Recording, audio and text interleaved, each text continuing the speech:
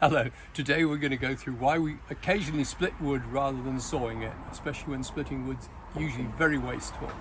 In some cases when you've got a really big tree and it's a softwood tree and you know it's the kind of thing that's going to split easily, like this western red cedar, it's quite logical to split it anyway to make it portable.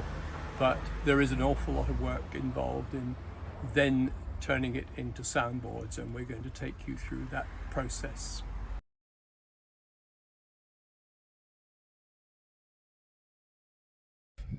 Fresh 10 inches on its length.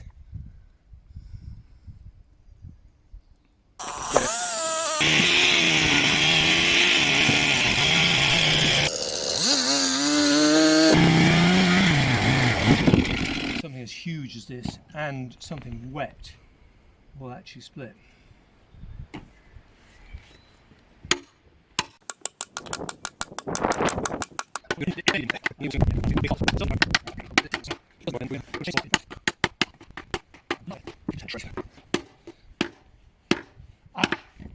There's a trace of a crack there.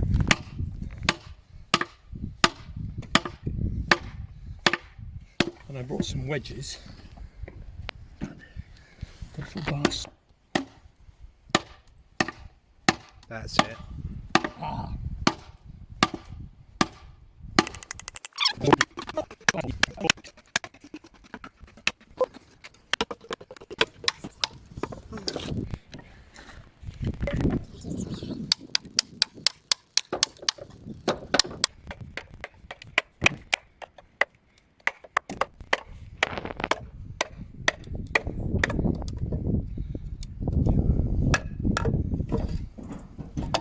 That's ought to. Yep. That's not bad. It's come out reasonably flat.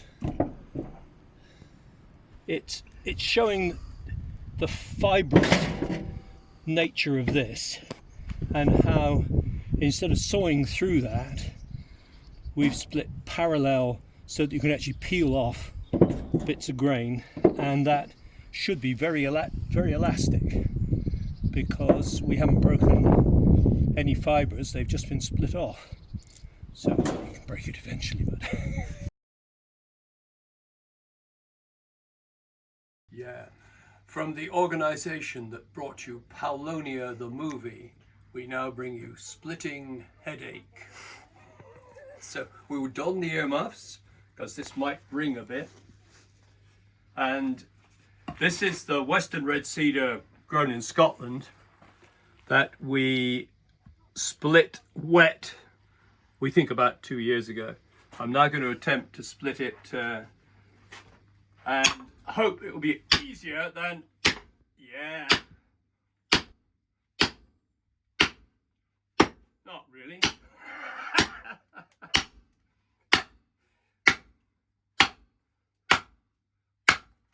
So let's turn that a bit. Ah, my handle has come.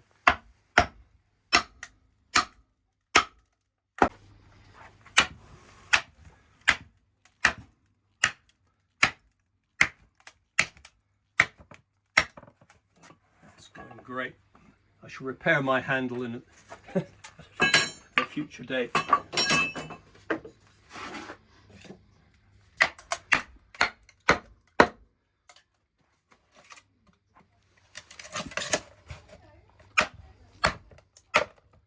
There is a knot at the bottom, and I suspect that's why this is being a bit difficult.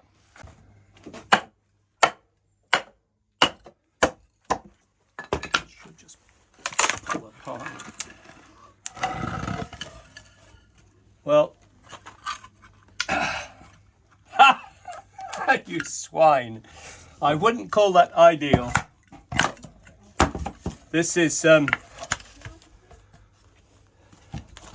one reason why we only split wood when we're trying to be perfectionist, and I can then move on to why some wood needs to be split because of its end function or purpose. So shall we move on to lutes now? So here we have a lute front which is about 1.4 millimeters thick. So maybe half the thickness of a guitar front. So this has to put up with the pull of the strings. All right, it's reinforced very thoroughly across the grain. It's still left capable of bending, but if there was any flaw or deviation in the grain on this, it would break under strain. And where the bridge, which only occupies this small space, is glued, if there were any broken fibers or fibers that have been chopped through rather than running straight without breaking the fibers, in other words, this bridge would easily lift off and possibly come off when the thing's strung up and being played. So loop fronts are the most demanding thing, and I can show you what I mean by grain that breaks or doesn't break in a moment. Yep. This marvel is Alaskan yellow cedar, and in the roughly 500 millimeters of width, there's roughly 500 years of growth. You can barely see or count the grain lines. In fact, I think because this is split, maybe there you might be able to see, but it is super fine grain. And to have split across that width with very little run out is amazing. By run out, I don't actually mean run out, I mean angle that then means you'd waste a lot when it got planed flat. So it does not need to be this wide. We would cut it in half and then resaw it. But there's a very useful demonstration of how split wood here has not actually broken the fibers. It's the fibers have followed the hollow made by the presence of a knot, and they've not broken. If this had been sawn through that depression, there would have been rising and falling grain, which would have led to a weakness in the soundboard. As it is, we can avoid it, we know it's there, and we wouldn't use that. But on a sawn board, you may not have noticed that and introduced a piece of wood which just wasn't fit for purpose. So this is an offcut which has been cut through a knot, and I can flex this away from the knot reasonably effectively. The obvious thing that's going to happen as soon as I flex it near the knot, that's actually very interesting. It didn't break bang on the knot, but because there's clearly the grain isn't running straight, the fibers have been broken. It's also furry here where it's been planed, which is the grain rising or falling and not running parallel to the surface. But fancy that, it didn't break up the knot, which of course is sod's law, but there it has. This is a piece of wood I sawed out knowing that it probably had short grain, and what I hope is apparent from that the camera picks up is that one side will appear darker than the other, and that's because on one side of it the grain's rising and on one side the grain's falling. And what's happened on the left hand side is that it's been put through the planer against the grain, which has furred up the wood, and on the other side it's planed it nice and flat, but had I turned the right hand side bit around and put it through the other way, it would have furred up as well.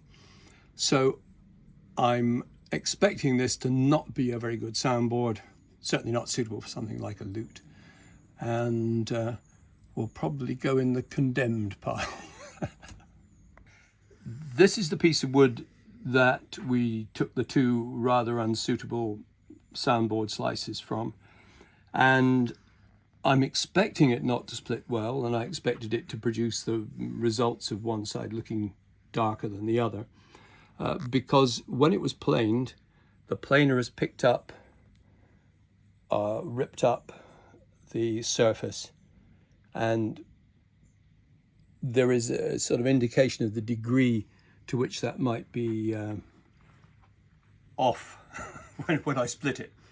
But who knows what might happen. So let's give it a whack with the fro.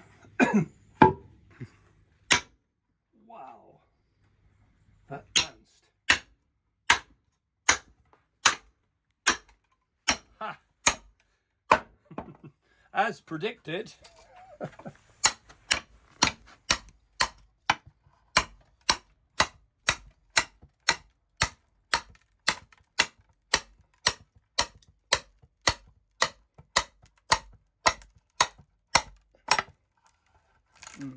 I could give this a twist, I think, and get it to... No, I can just pull it apart.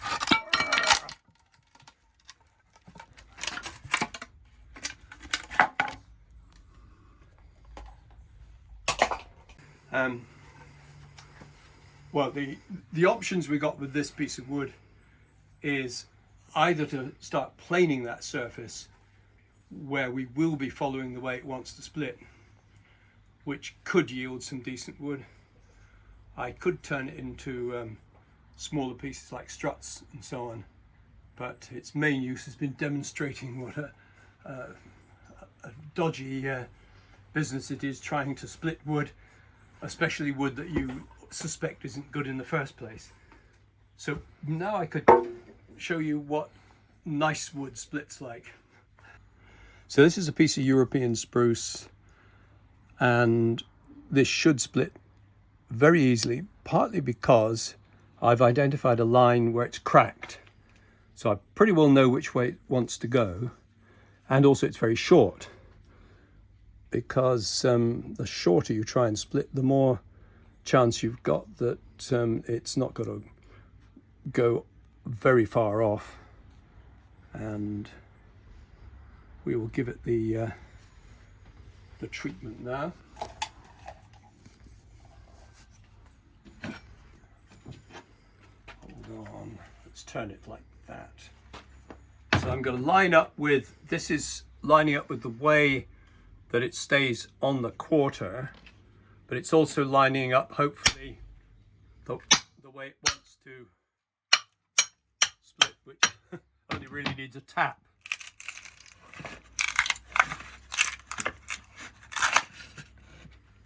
Oops. Right. That's pretty perfect. It's quite possible. Got a few other pieces I'm going to split, that we'll find a piece that over a longer length twists a bit, because one of the problems with certainly the European trees, now it's true of all trees, some grow in a spiral. This is a piece, a typical length and width that a violin front needs to be. I'm going to try splitting it in two halves, because I'm hoping it's actually going to make a violin front. It's slightly angling it to keep the radial line. Yeah. Now that's split beautifully in terms of not twisting, but what we've ended up with is something here. I'm going to have to either resplit or saw off this, which you can see from the end. It will split off. Now, whether the other piece is thick enough, that's the other thing, because that split at an angle, and right, that's made that very, very, very thin just there. But I might be able to, and I'll go and get a template in a moment, I might be able to start from this point. Should we do that? So thankfully, because violins are so small, I can, and split wood is almost impossible to draw straight lines on, or lines on. I can start the center there, and I'm fairly sure that, yeah, that will be plenty thick enough. We need about 18 mil, 20 mil, and that's absolutely fine. So that is actually now a usable, and may I say, desirable piece of wood. I'll get out of the light. And the only irony is that on a violin, because it's being carved, you're breaking through the straight fibers, but at least you know where you are, that there are no nasty surprises other than resin pockets, but that's not the subject of today's talk. I'm just going to mark what the lines are. They're pretty consistent. They straighten out a little bit there, I think. So I'm just going to pick a point roughly like that to are we filming this or? Yep. Oh right, fine. So I'm going to find out how well this splits. Usually I wouldn't split such a long piece of wood, but we might learn something interesting by just trying to do this. Usually it would be the length that you need for a soundboard, which is less than half of this. This was found in an old timber yard, which wood like Western red cedar goes this grey colour, and it's even difficult to identify. But the moment I picked it up, I realised that what it was, because it didn't weigh very much. There are some clues that this will split straight because something has impacted here, and from that point there are lines which hopefully are the lines which it would like to follow. Wouldn't normally split something this long, so I'm going to stand on the hop up and see how it goes. So we've chosen something which is roughly the middle of it and crosses the grain lines so we'll get vertical grain.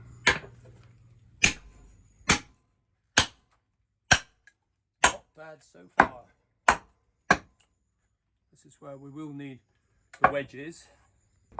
This one might be a bit okay. A bit overkill.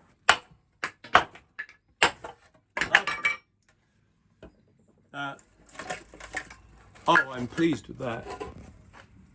It's also a lovely colour. I mean, I don't mind colour in Western red cedar, but sometimes it's so multicoloured and not everybody likes that.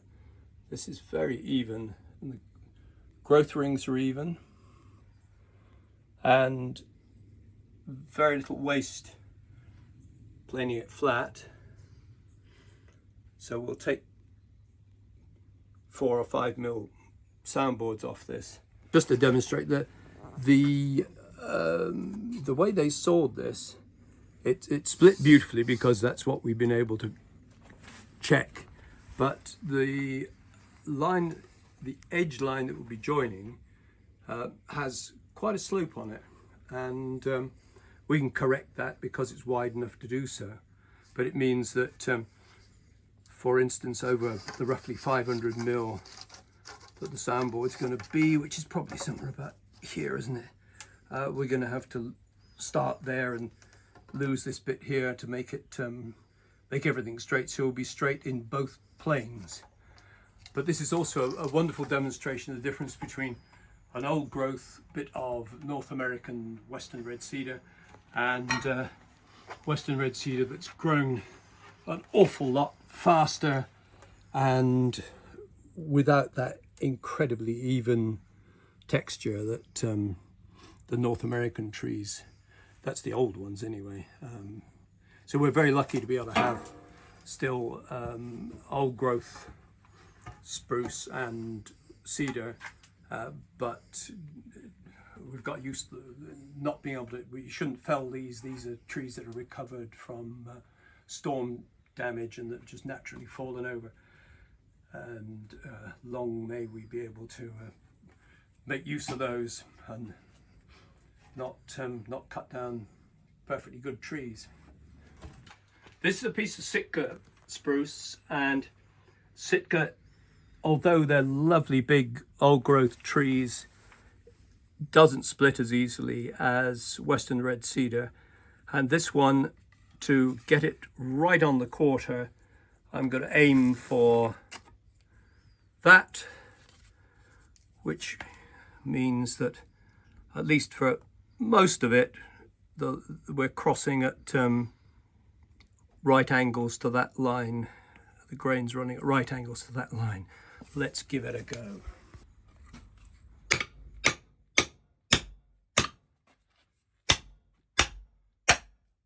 Not bad. In fact, very good.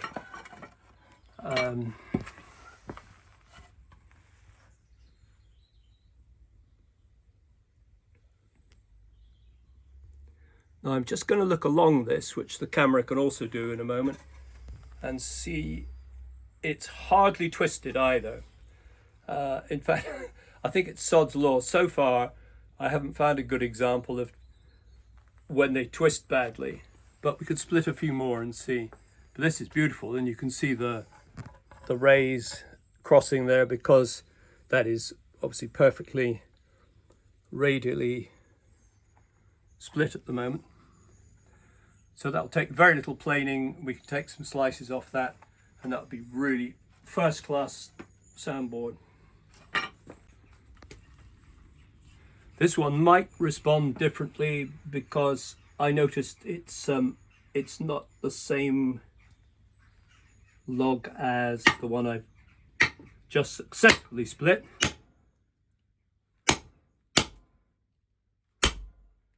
It's got finer grain and it seemed heavier as well. It's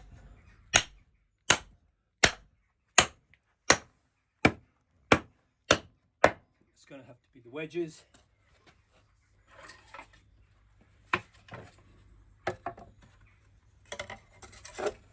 Certainly tougher to split than say the previous one.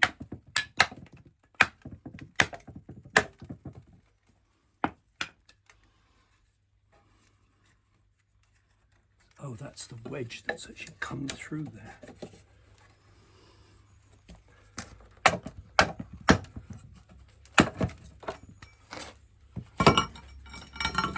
Fat wedge, here we are. Trying to avoid the camera.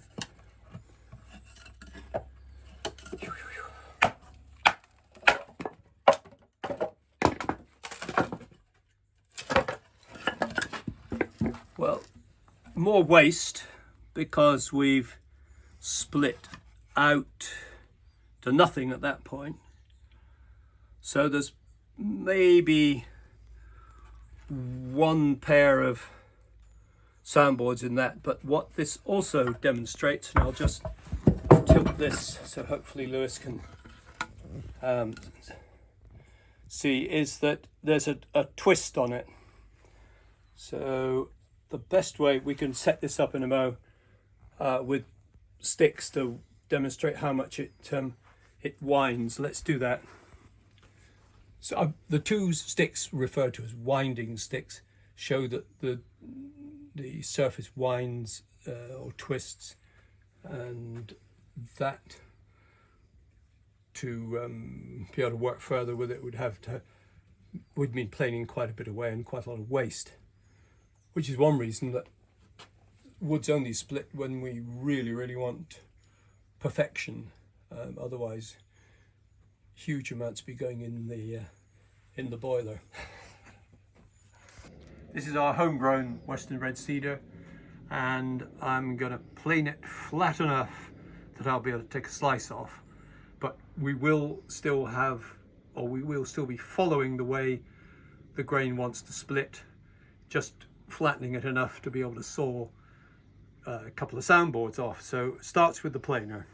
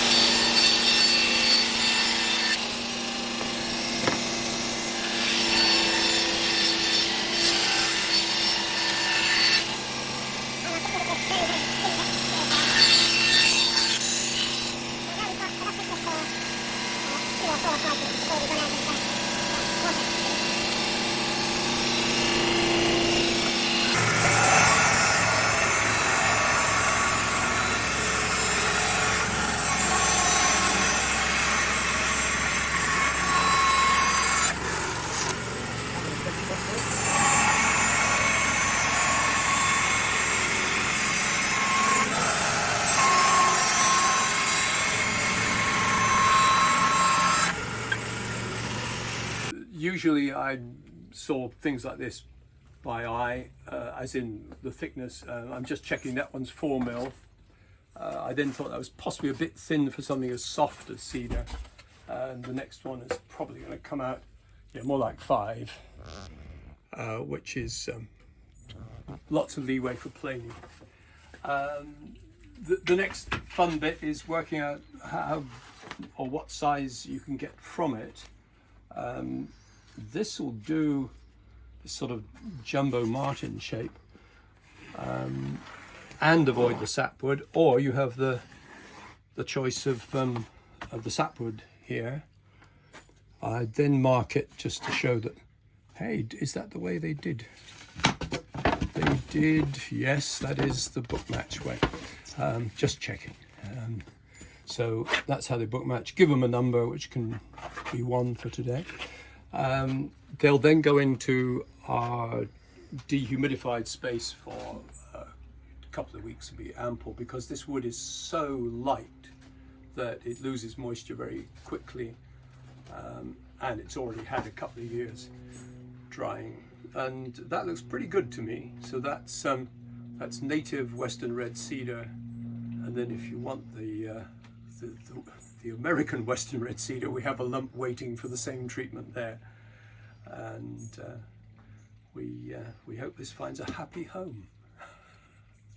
So having split a couple of bits of Sitka, which could have been European spruce also, that would have gone way off, and I've ended up with this kind of knife edge, and indeed running out of usable wood there.